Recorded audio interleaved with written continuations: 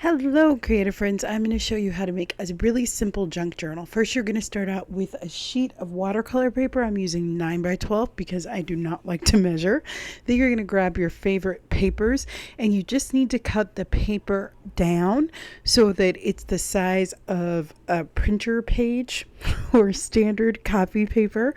So 8.5 by 11, or yeah, 8.5 by 11, and you're just going to cut it down. It can be smaller than that, but that way it will fit in your cover. So I'm just going to fold over the watercolor paper kind of to get an idea of what's going on.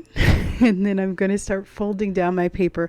This is just a standard size of cardstock, so I know that it will fit perfectly in my journal.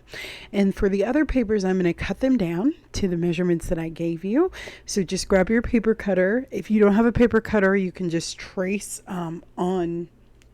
trace around the size of standard paper and then cut it down to size with scissors, and that works out great too.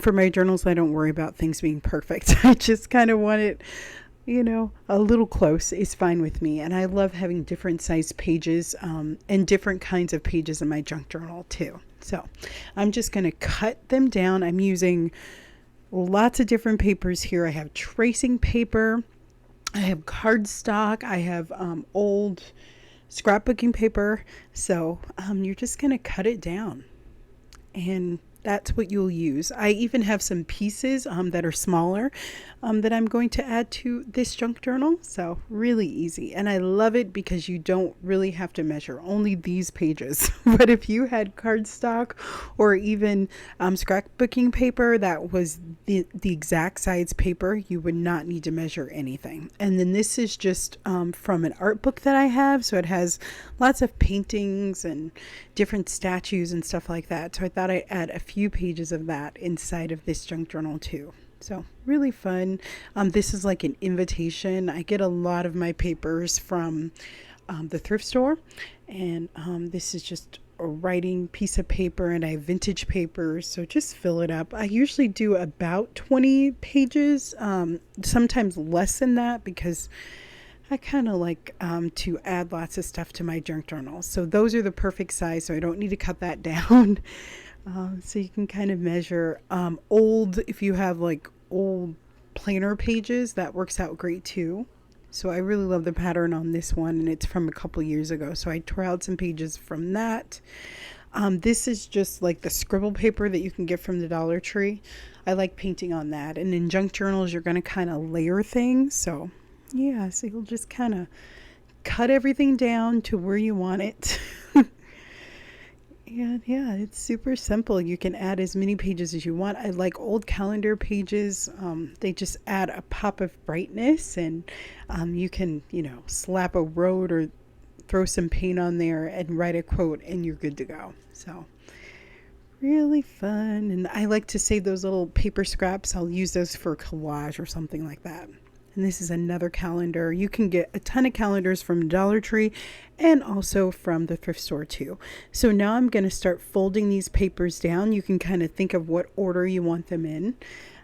Kind of arrange them first. I have a little bit of painted paper in there too. And I'm just going to shuffle them around. I'm going to make sure that I love to have a sturdy page in the middle, because some of the papers are a little bit thinner. So you don't want anything thin in the center. I don't think, unless you're going to reinforce it. So I do try to do something a little bit sturdier. And then I just kind of go through and stack up the papers and see what I like. And I kind of don't want the same pages together. So if I'm using a couple pages, then I will let go of that. And on the left-hand side, I'm going to add some book pages here too. On the left-hand side, I have my little tray with my bookbinding supplies. I will have that link below.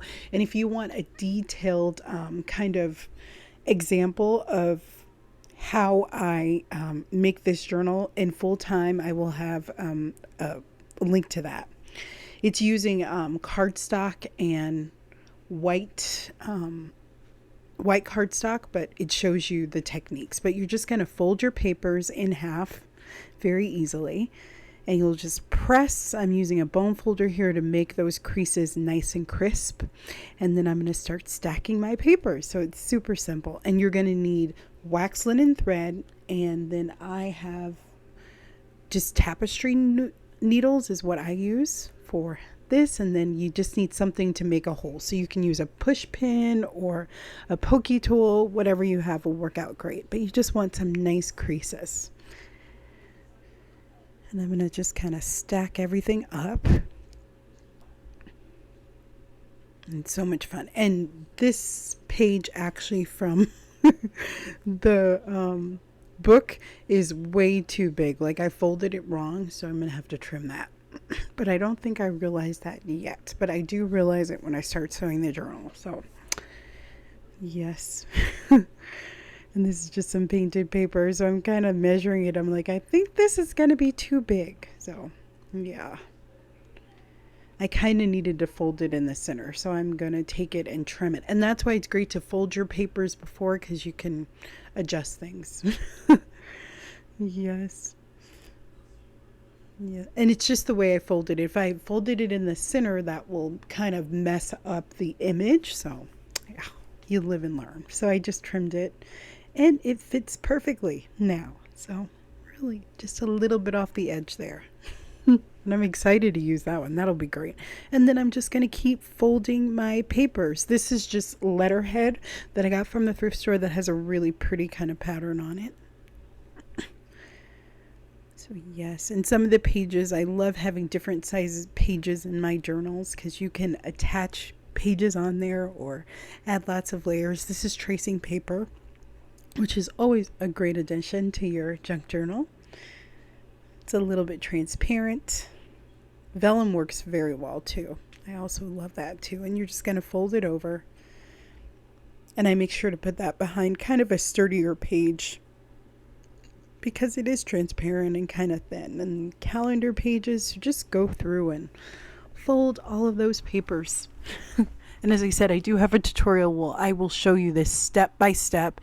I'm just using different pages. So, but the sewing technique will be the same. And the process is pretty similar too. It's just kind of a bigger journal with more things inside, but you can definitely follow that. And I use very simple stitching for my junk journals. They have lots of layers in them, and I'm definitely not a fancy bookbinder, so just gonna fold over the papers and just press. Make sure you press those creases. And this is a piece of scrapbooking paper. And now I have almost all my pages arranged, so I'm just going to go through and kind of put everything together. If you wanted to, you could do a couple signatures. I'm going to do one. I make my life super simple when it comes to making journals, so that's what I'm doing. And I think this has about 21 pages in there, so this is going to take me a little while to work through. Normally I put about 10, and I really like using hard covers for my junk journals, but I wanted to show you this technique in case you want a quick, easy journal that you can make. And I shared this on Instagram, and people wanted to know how to do it. So that's why I'm sharing this video with you. Yeah, maybe it will be useful to you. And then I'm going to put paper clips on my stack. So this is for the inside of the journal. So just on the edge, keep everything together. It'll make your life so much easier. And then I'm actually going to make a template. So I just take a piece of standard cardstock that is the same measurements as the pages in my book, and I fold it over. And then that's what I'm going to use kind of for the placement. Now, I was making this journal for someone. They want a smaller one, so I'm going to redo it, which is not a problem. But so I was a little bit more finicky than what I normally are. I would probably not have done a template, to be honest. I hardly ever do. But you're just going to mark the top and the bottom on the cover lightly, and then you're going to make 3 lines. And I just eyeball it. You can measure it if you want. And then make sure you put top and bottom on the template.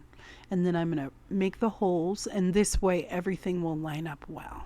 But like I said, if I'm making this for myself, I don't even do this step. I would just attach the cover and poke the holes and let it ride. But it's good to be precise for some things if you want. And then I'm going to just make those holes just a little bit bigger, and then I will attach the template to my stack, and then I'm just going to make the holes. And now everything should line up with the cover and with the pages. So this probably is a technique that you want to do if you have a ton of pages. My other journals that I make, that I use, usually have about 5 pages, so it's not really an issue. And then you're going to just use one of the clips to attach to the base and kind of make sure that everything lines up if you do it with the template. And then I'm going to thread my needle. So there's an eye, and I use a dull needle. I use a tapestry needle, and I do about 3 lengths of the journal, or a little bit less. I don't like wasting my thread. And then you're just going to thread your needle. So you'll put it through the eye. And I love using wax lead thread because it's so simple to thread. And then I'm going to go in the middle hole first from the inside of my journal, and kind of line things up, because you kind of don't get a second. It will make your life a little bit harder if everything is not, if everything is moving around when you're using a template. So I'm just kind of playing it around and making sure that I have everything lined up. So I'm just taking my time here and lining everything up nicely. And I did make those lines on the top, so I know where my pages need to go. So, yeah. And I took the template out. You don't want to sew your template in, and you're going to go in the middle hole and then pull out. And then you'll go in either one of the holes. It doesn't matter, the top or the bottom, but you'll go from outside of the journal. You'll go inside. And you might have to make the holes a little bigger. It'll make your life easier. And then you're just going to sew through that. And then just make sure you have a tail on the inside. I'm going to make the hole a little bit bigger, and I'm going to go through the bottom hole with all of my needle, all my thread. And then we're going to go back in the center hole, but make sure that it comes out on the other end if you can do that. So you'll see here. I'll show you. So I'm bringing the needle through, but the tail, I'm making it the opposite of that, because I want that center string basically enclosed with the knot. So if you kind of put them together, then sometimes that center piece or thread won't be enclosed. So, and you might have to fiddle with it a little bit. So I'm just going to take it, and then I'll pull my needle through, and then you'll see I'm going to take the center line and then tie it, and then you're going to trim off the edges. I did not do that on camera, but I will trim it a little bit, and that's how it looks. So it's not bad, super simple and easy. And now I'm going to do a flip through. I hope that you make this journal. It's so fun and super duper easy, and I'll show you all the pages. If you do, make sure to tag me on Instagram, and I will see you guys for the next one. Happy creating. Bye bye.